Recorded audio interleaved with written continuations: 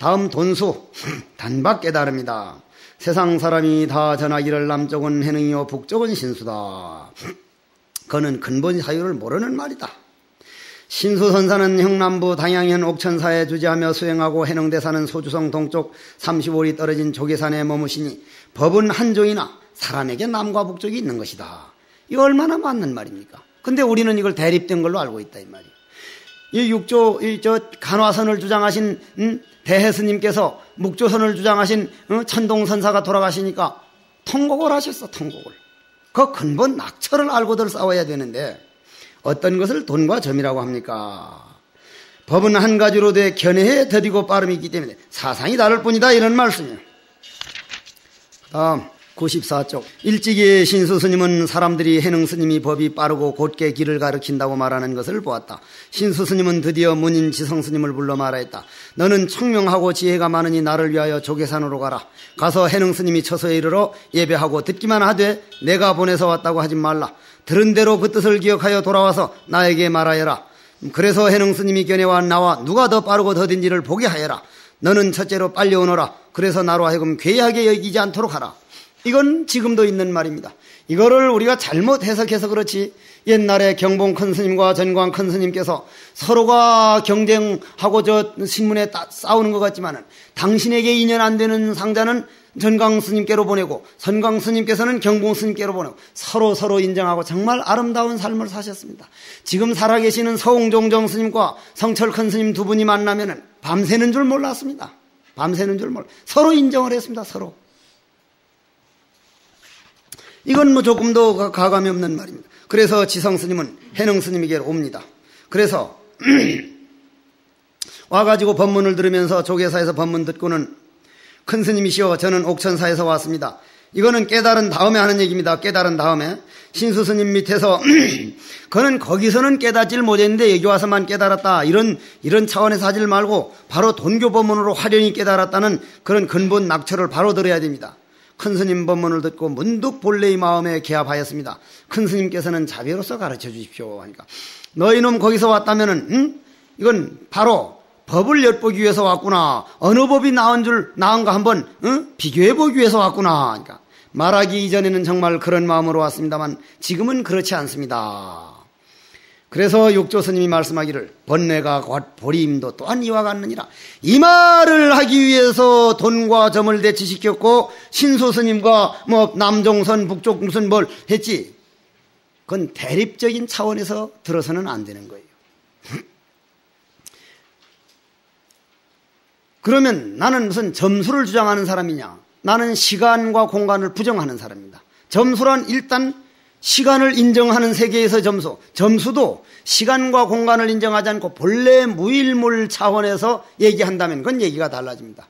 그러나 요 근래 일부 학자들은 불교에서 시간과 공간을 인정을 안 하는 것은 누구나 인정을 하면서도 점수 사상을 주장할 때는 시간을 인정을 해버린다면 이건 자기 모순에 빠지는 거기 때문에 난 인정을 못한다 하는 이러니 번뇌가 곧 보림도 이와 같으니라. 여러분들이 참고하고 한번 참고해 볼 얘기다. 56쪽 내가 들으니 너희 스님이 사람을 가르치기를 개정해를 전한다고 하는데 너희 스님이 사람에게 가르치는 개정해는 어떠한 것인가? 그래서 우리가 향에는 어떠한 향이 있습니까? 향. 개향이란 어떠한 향입니까? 내 마음에 흔들림 없이 내 세세생생 이 길을 가겠노라고 정말 마음에 굳은 일편단심. 개향.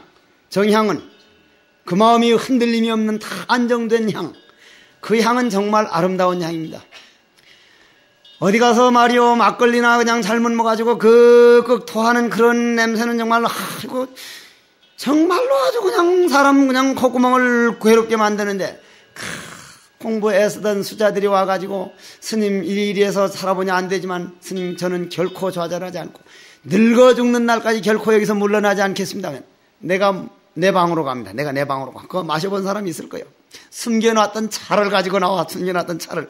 아, 그걸 내가 숨기고 싶어서 놔두면 그날 다 없어지는데 어떻게 안 숨기냐 이 말이요. 차를 알면서 마시면 내가 안 했겠는데. 내가 수도하면서 선덕으로 있을 때인데. 상봉에 꼭 스님들 제일 운동은 포행이 산 오르는 게 제일이야. 산 타는 게 제일이라. 산을 갔다 와보면 내 차통에 있는 차가 요만큼 없어지고 또 없어지고 자꾸 없어져. 이제 스님들이 이제 가져다 먹는 거라 이 말이에요. 이놈들을 골탕을 좀 먹여줘야지 해서. 자기들이 먹지 않는 지대방에 있는 차통이 만큼 있는데 비교적 괜찮은 차인데 그건 안 먹고는 그냥 묵혀내버리길래 그놈을 가져다가 내 통에다 다 부어놓고 내 거는 그 통에다 옆에다 부어놓으니까 그건 고스란히 놔두고 자기네 방에서 가져온 차통을 날마다 조금씩 가져가네. 날마다 조금씩 가져가.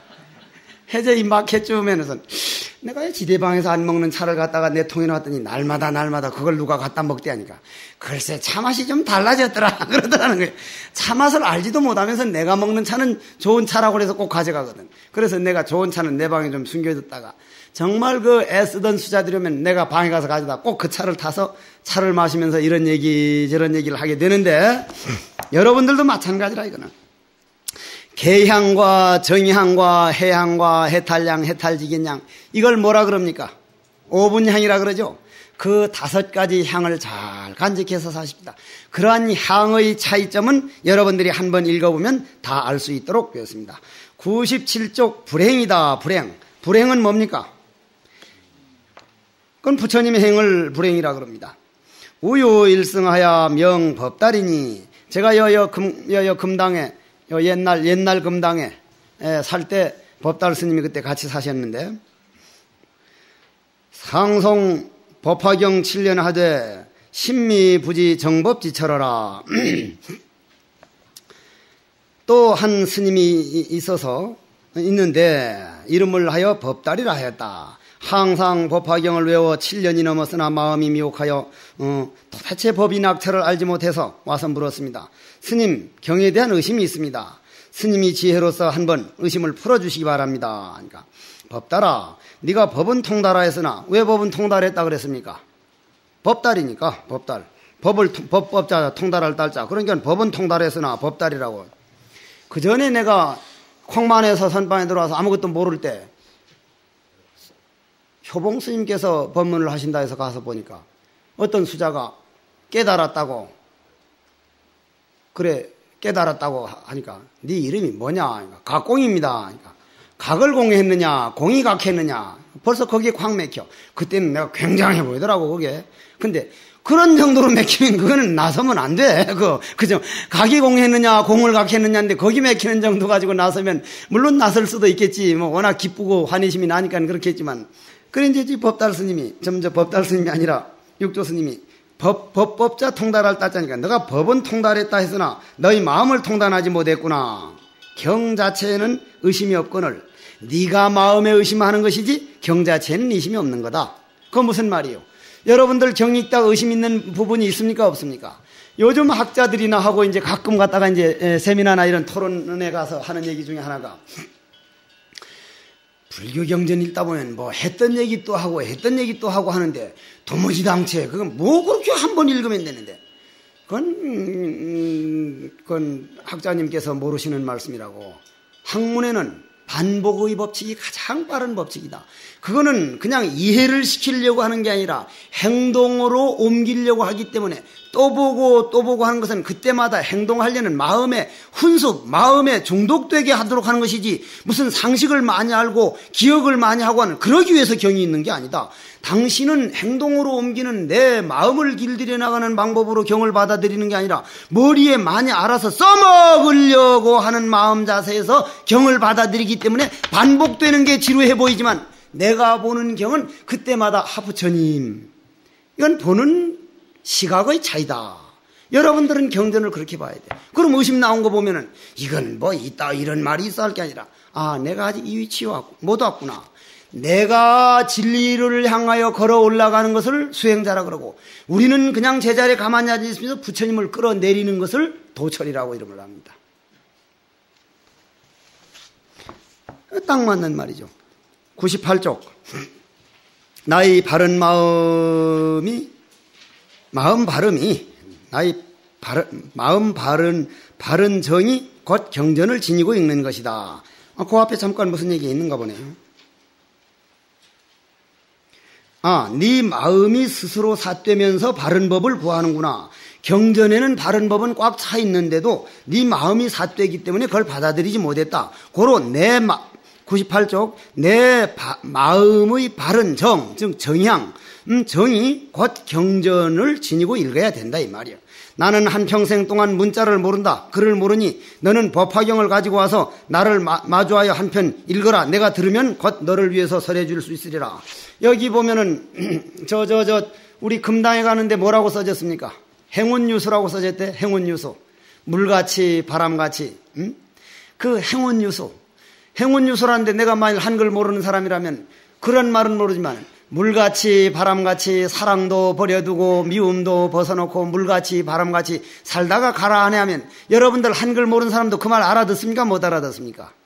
얼마든지 알아듣습니다. 얼마든지 설명해 줄 수 있습니다.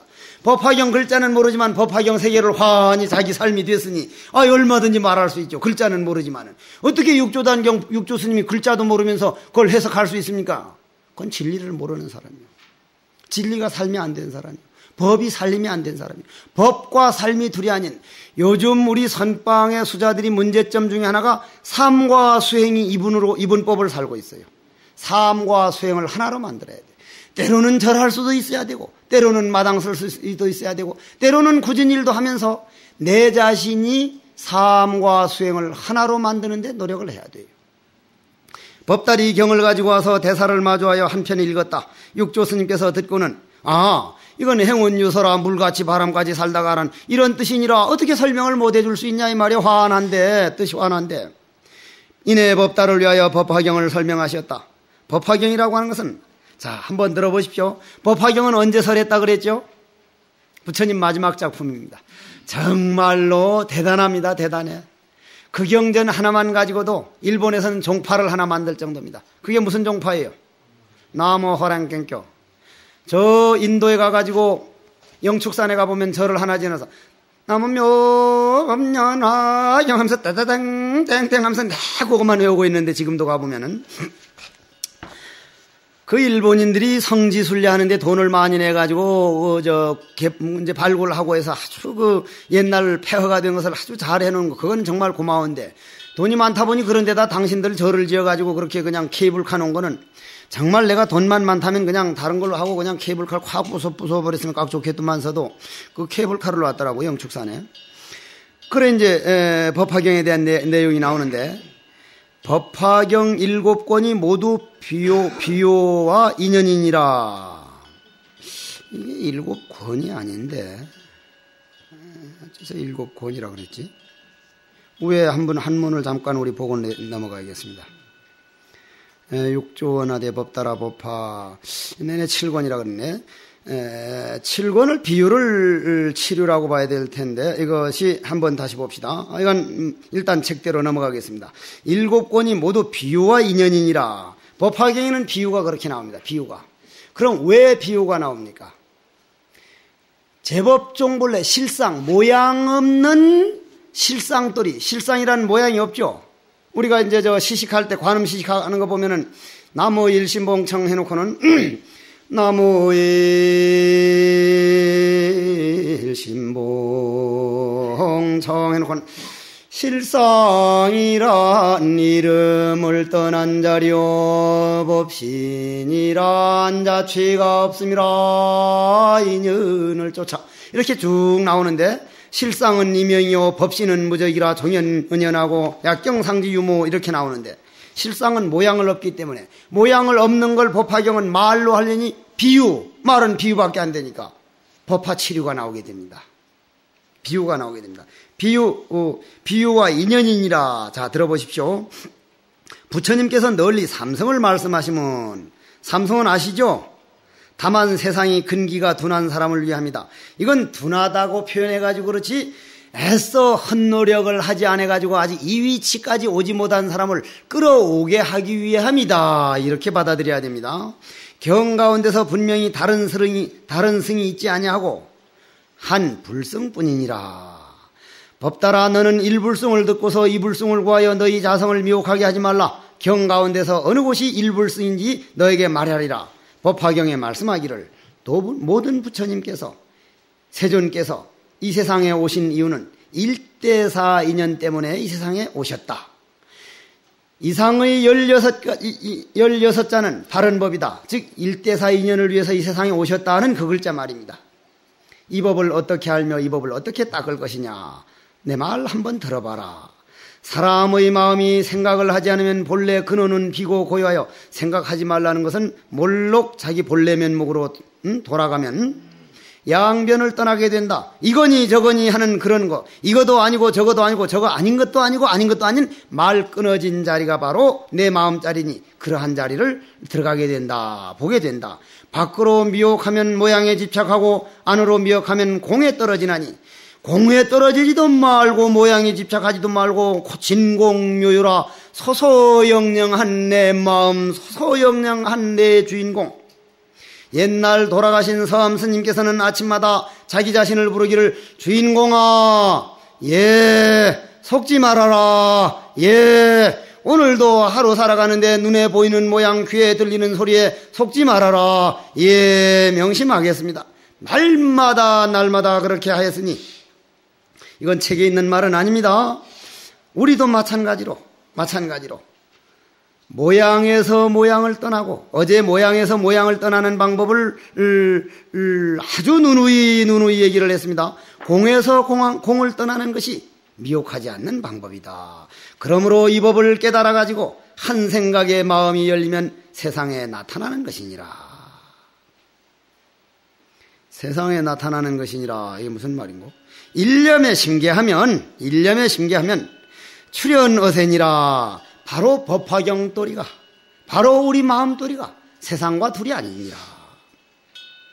마음에 무엇을 여는가?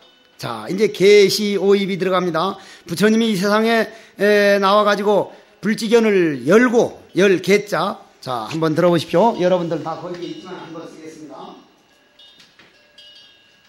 법화경 내용을 지금 아주 일목요연하게 말씀을 하시는 얘기입니다. 일목요연하게. 자, 법화경도리를 개 10개째죠. 연다. 연다는 건 알아요. 어떻게 불지견을 여느냐.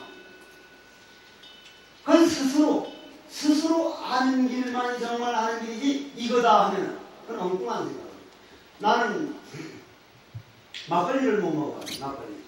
막걸리를 못 먹어봤는데 내 상자들 행자교육하면서 너희들 막걸리 먹어봤어? 예. 이놈도 먹어봤어. 새끼들 그런 건 다 먹어봤네. 막걸리 맛이 어떻느냐. 텁텁합니다. 아니, 텁텁한 건 쌀뜨 물도 텁텁해. 설명하는데 아무리 설명해도 설명할수록 어떻게 해야 돼? 엉뚱한 걸 나에게 주입시켜. 엉뚱하게. 방법은 본인이 먹어보는 수밖에 없어. 이게 여는 거예요.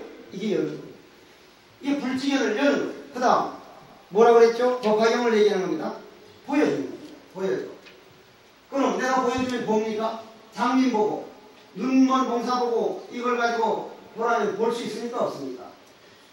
장님 아들을 둔 어머니가 장님이 어머니 보고 눈 온다는데 눈이 어떤 겁니까? 그러니까 눈은 하얀 것이다. 눈이란 차갑다니까. 눈이라고 하는 것은 그러면 이 눈 온다는 밤에 대해서 얘기는 밤은 어두운 거다 하니까. 어두운 거는 밤과 같은 거고 잠과 같은 거는 자는 거구나 그러고. 낮이라는 그건 하얀 거다. 그럼 눈 같은 거네 눈이. 이런 식으로 엉뚱한 식으로 내가 지금 그걸 제대로 표현 못하고 있는데 엉뚱한 식으로 오해만 하기 때문에 도라는 건 설명할 수가 없거든요. 설명할 수가 없고 보여줘버려요. 장님이 보여주지도 못하니까 어떻게 눈을 떠야 돼. 여러분들 눈을 떠야 돼. 그게 보여준 거예요. 그 다음 걸 어떻게 합니까? 볼 줄 알면 깨닫는 거예요. 계시오. 그 깨달으면 어디로 들어가요? 들어가고 나오는 건 없어요. 근데 그걸 들어간다고 표현했어요. 계시오 이 들어간다는 건 뭐예요? 벽이 없어져 버린다는 거예요. 한 발자국 움직이지 않고 극락세계로 한 발자국 움직이지 않고 바로 나와 남과 우주와 차별정계와 부처와 나와 신불급 중생이 시삼무차별이 되어버린 겁니다. 그러니 법화경이 실상돌이라 이 말이에요. 그래서 법달에게 지금 그 얘기를 해주는 겁니다. 그러니 법달아 너는 일불성을 듣고 이불성을 구하지 말라. 부처님의 지견이 여는 것이요 깨달음이요 내 문으로 나뉘나니 깨달음의 지견을 여는 것과 깨달음의 지견을 보이는 것과 깨달음이 보이고 깨닫고 들어가면 한 곳으로부터 들어가는 것이다. 이게 한 곳이라고 말을 하니까 한 곳이지 이건 들어가고 나오는 걸 떠나는 얘기라 이 말이야. 아까 내내 15분 전 20분 전에 한 얘기잖아요. 곧 깨달음의 지견으로 자기 본래 성품을 보는 것이 곧 세상에 나오는 것이다. 아까 세상에 나오는 즉 출현 어센이라 이 말입니다. 자, 다음 100쪽으로 넘어갔습니다. 법따라 나는 모든 세상 사람들이 스스로 언제나 마음짜리로 부처의 지견을 열고 중생지견이 열지 않기를 항상 바라노라. 즉 오로지 내 본래 면목, 내 마음의 의지에 살지언정, 즉 인격의 나의 의지에 살지언정 업으로 된 번뇌망상 온갖 생각에 노름당하지 않기를 바라노라.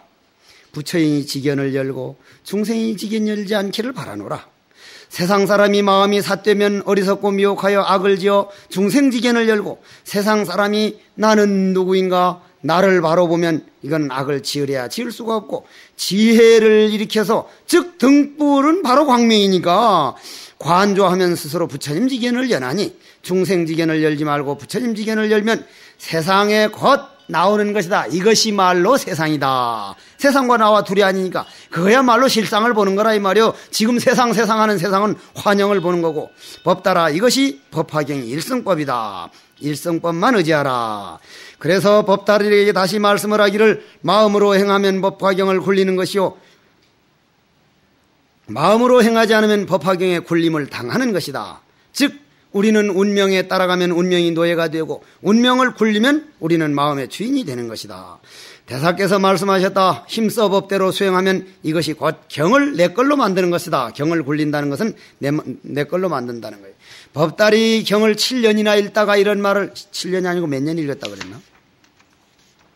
법달이 몇 년 동안 10년 하여간 몇 년을 읽었던 간에 그렇게 읽어왔던 그러한 헛노력한 것으로 인해서 한 생각에 다 깨달아가서 눈물을 흘리면서 큰 스님이시여 실로 정말 이 고마움을 어떻게 이해하겠습니다.